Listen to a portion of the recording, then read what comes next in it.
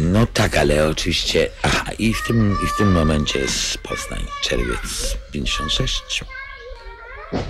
Ojciec mój był... To dla mnie niesłychanie ważny moment jest. Właśnie dlatego, bo tak jakby odnosi wszystko, cały ten mój komunizm do źródeł. Ojciec mój jechał skądś i w Poznaniu mu pociąg stanął i on to widział.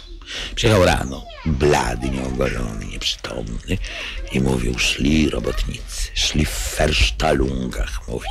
Tu taki regres nastąpił, wrócił do czasu młodości, że w kombinezonach, mówił w fersztalungach. Szli i darli czerwone sztandary. I śpiewali z dymem pożarów, z kurzem krwi bratniej. I ja to widzę, tego ojca, i widzę za nim ten pochód, jakby odwołał się do tamtych pochodów, na które on mnie prowadzi.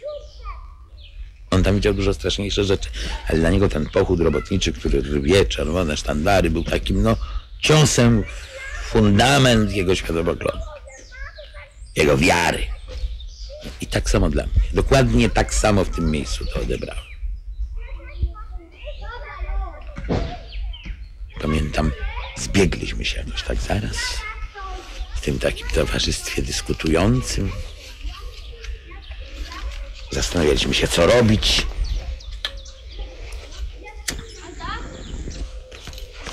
I uznaliśmy, że w sytuacji, w której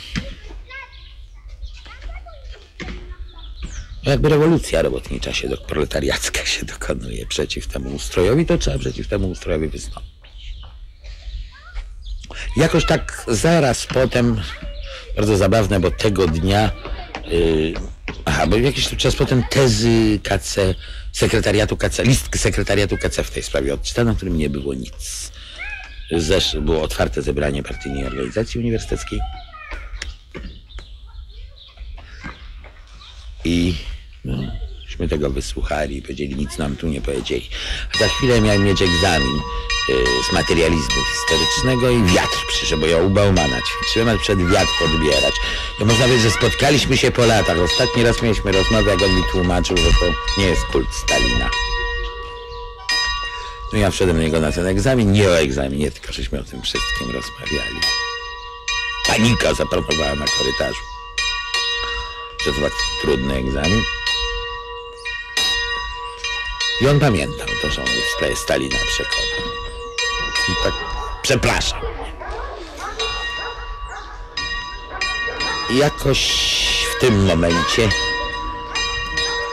zaczął się krystalizować pomysł, że tu trzeba przejąć organizację młodzieżową ZMP i zrobić w niej taką bojową awangardę do walki o zmianę ładu społecznego. I to jest moment, kiedy ja wstępuję do partii.